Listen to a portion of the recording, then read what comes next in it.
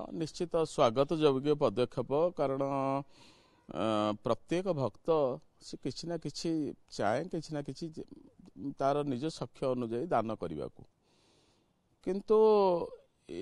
आमे अन्य धर्म अनुष्ठान मानकर मध्य किछिटा शिक्षा ग्रहण करने उचित यार संख्या कहीं दान परिमाण संख्या कहीं आमर वृद्धि हो पार नहीं एटा मध्य आमे चिंता करिया दरकार। ये योजना मध्य आगुरु थिला आमे किछि एटीएम रे मध्य जेतबेले पैसा उठौतिले सेतबेले मध्य आमे भक्त मानक ठारू आमे किछि पैसा डोनेशन आकार दियंतु बोली गोटे रिक्वेस्ट मध्य किछि दिन होला चलितला सेतिर मध्य किछि आमे अर्थ मध्य प्राप्त होउथलु वर्तमान एको बड़ आकार रे नवा करिसेंती बहुत भलो कथा किंतु सेही भक्त माने प्रश्न करूचंती इपरि भाबरे अन्य मंदिर रे आमर ये अर्थ कु लोकाभिमुखी कार्य लोक हितकर कार्य भक्त मान हितकर कार्य केते दूर ये पैसा आसुची ताकू निश्चित भाव में भक्त मान निश्चित भाव में याकू जदि आमे क्लारिफाई करि पारंते जदि आपणकर पैसा यही कार्य लगुच जमी देखु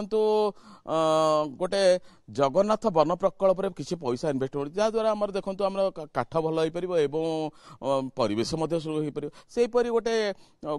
हॉस्पिटल सेहीपरि भाव में जमी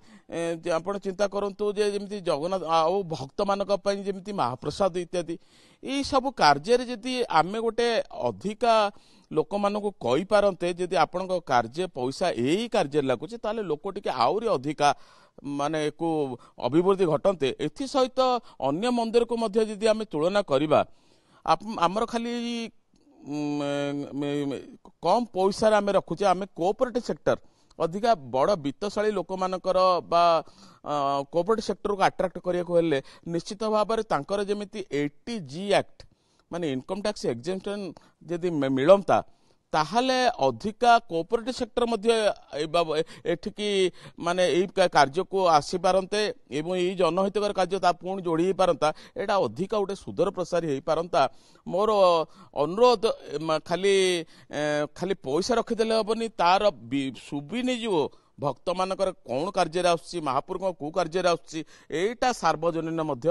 हवा आवश्यकता अच्छी एवं एकु मध्य किपरि भाव में आउरी सुदूर प्रसारी करा जीवो आमे बड़ बड़ पैसा केमिति कोऑपरेटिव सेक्टर आदाय करि पड़िबा एथिबाय निश्चित भाव में 80G इनकम टैक्स एग्जेम्पशन रो मध्य हमर डोनेशन रो आवश्यकता अछि।